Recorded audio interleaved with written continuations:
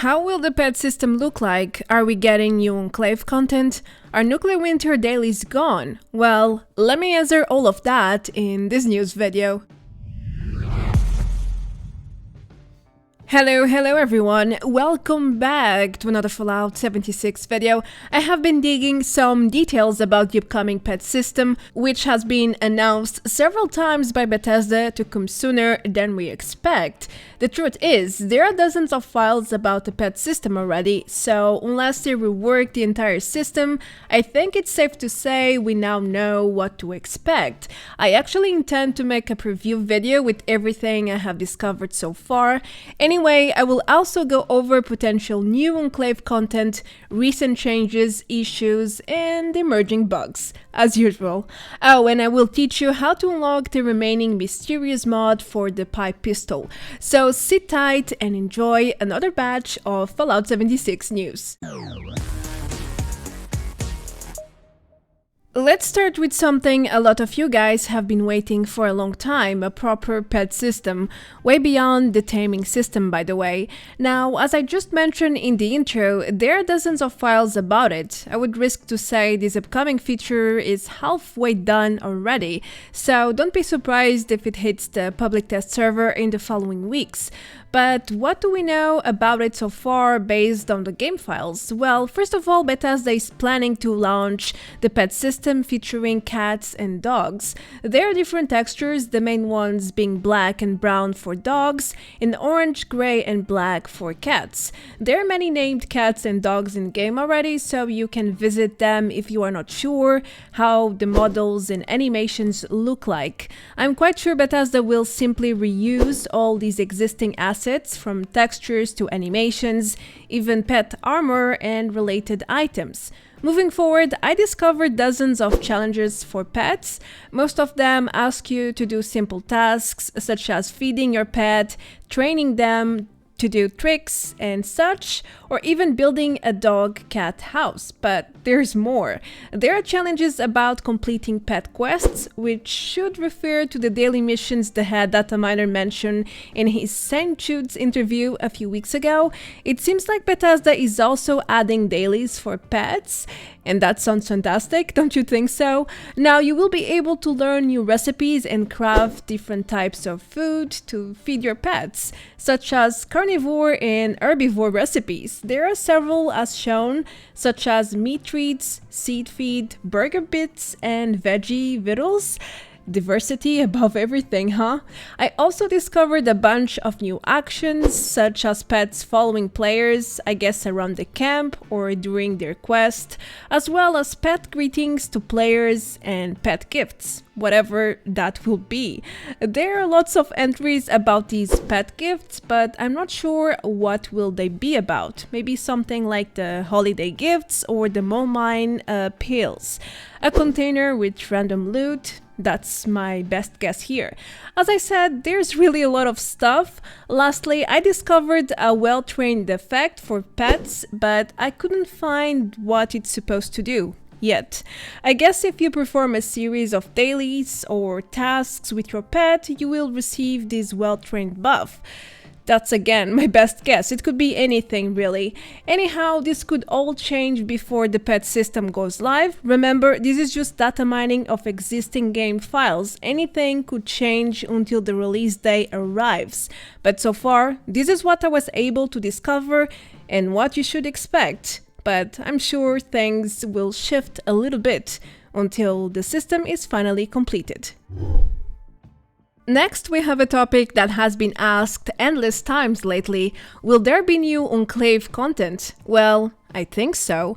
I cannot tell you yes 100% Bethesda will add new Enclave content, but there are strong clues they will. Actually, if you watched my charity livestream, you probably heard the head dataminer Xera saying the same. He believes there will be more content for this faction, we just don't know when or what exactly. I tried to data mine new Enclave entries, and it's quite difficult to differentiate old content from potential new assets. But but I found a few. First of all, we have new Enclave Atomic Shop stuff, one being the Intelligence outfit, which was datamined a few weeks ago. If you haven't seen it yet, here it is one more time. I also discovered this sort of Under Armor perk, whatever it means. I don't think this is live yet though. It's probably some left behind file which hasn't been used yet. Anyway, the interesting part here is about a potential new location at Yarenholt's farm. Apparently Bethesda will build some sort of enclave holding cell there, probably, underneath the farm. I checked the entire area again just to make sure I didn't miss anything before, and I don't think there are any traces of such cell at the time being, so it's definitely plans for a new location. And that's fantastic news, at least for you diehard Enclave fans, huh? Now let's move to the next news. Some days ago, there was a heavy issue with the PC Microsoft Store and Game Pass and Fallout 76. It all started with a few reports of players claiming to instantly crash when trying to access the Atomic Shop while using Game Pass, but it quickly escalated to full game crashes while trying to simply start the game. So for some long hours, Game Pass players were not able to access or play Fallout 76 through that client. Thankfully, Bethesda was quick enough to address the issue and things returned back to normal the next day. I know this doesn't concern most of you guys, but it's still news and a major incident, so here it is to let you know it happened in case you weren't aware of it yet. Talking about incidents, did you notice that Bethesda did a sneaky change and removed the Nuclear Winter challenges altogether? The first time it happened was around the Christmas day. I'm not sure exactly about the day anymore, but one thing is for sure, they haven't said a word about this. I searched everywhere, forums, Reddit, social media, and nothing. So we don't have an official explanation or announcement about this change, or whether it's a bug or not, who knows. At first, I thought they might have disabled it for a few days, but after 1 week of having no daily Nuclear Winter challenges, I think it's safe to say they have removed it for good. Also, I couldn't really find any posts discussing this stealthy change, so I think most of you guys didn't even notice. Well, it's to be expected. I mean, most players didn't bother doing such challenges anyway.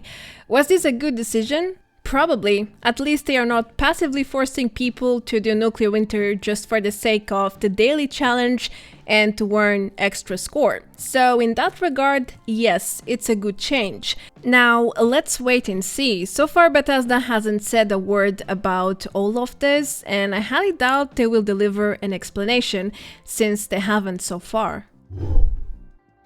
Well, now it's time to discuss a matter that is probably common to most of you, the Still Dawn loot system and the ultra-rare plan drop rates from daily operations. I mean, the DLC came live over 1 month ago already, and I only managed to get one recon armor plan, and I know a lot of people who didn't even get one single armor plan yet. It's absolutely crazy.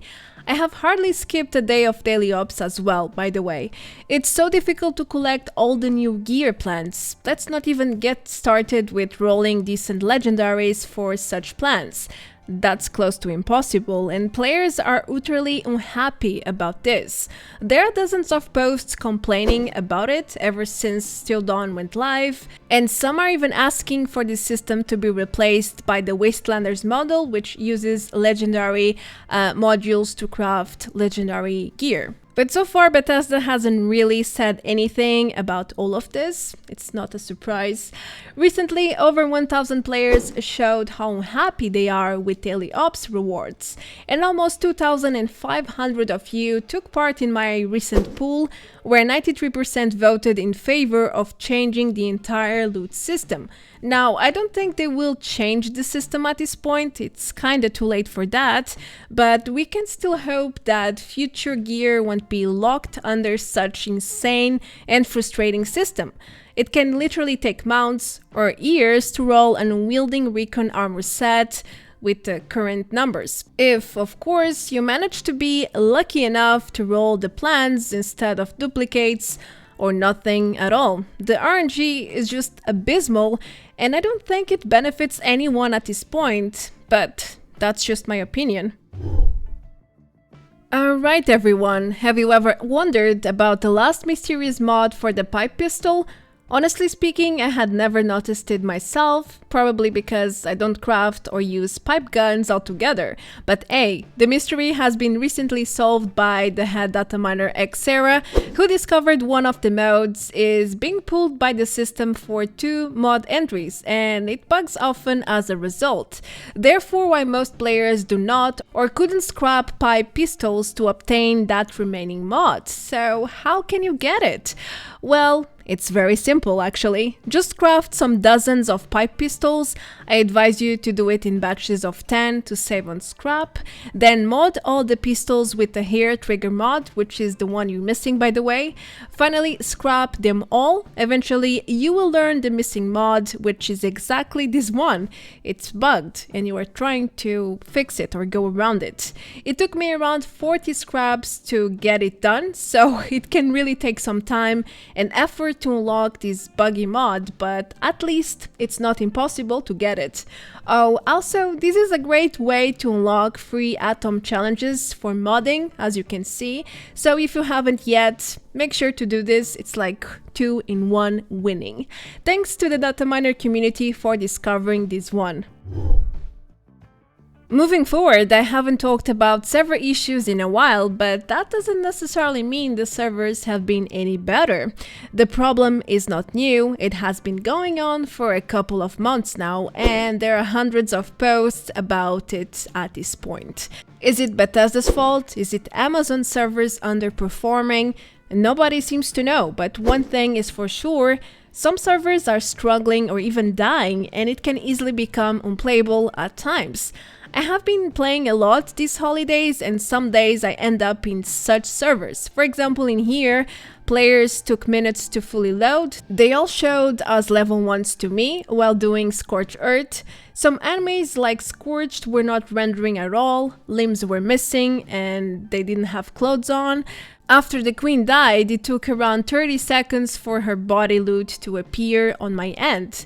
This is actually something I wanted to warn you about if you end up in such laggy, buggy servers. Wait a while for your event rewards and loot, it can take minutes. It is that crazy. You can easily miss or skip loot if you are not aware of this. Here is another example in the same server doing a second event. The queen's loot took almost 1 minute to load for me. Other players were also lagging, by the way. It's generally not just for one player when servers are in such state as to be expected. I have a lot more clips, but for the sake of this video, I'm showing only one more from yesterday actually. Once again, enemies were not rendering properly, and the event rewards and the queen loot took almost 2 minutes, guys, 2 minutes to trigger.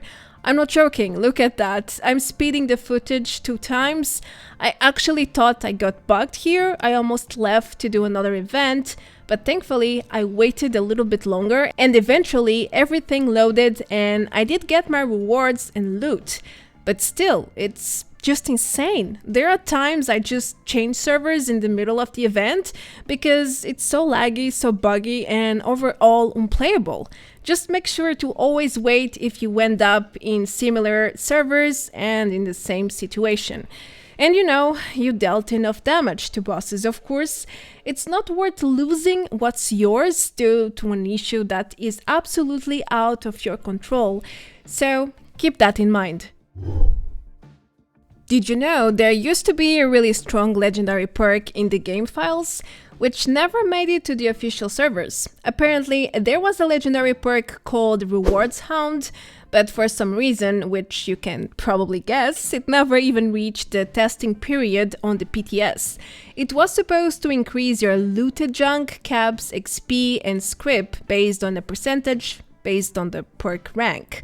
It sounds really strong and probably would have been a must-use perk if it ever went live. I was not aware this perk existed until a few days ago, so I think this might be new for most of you guys.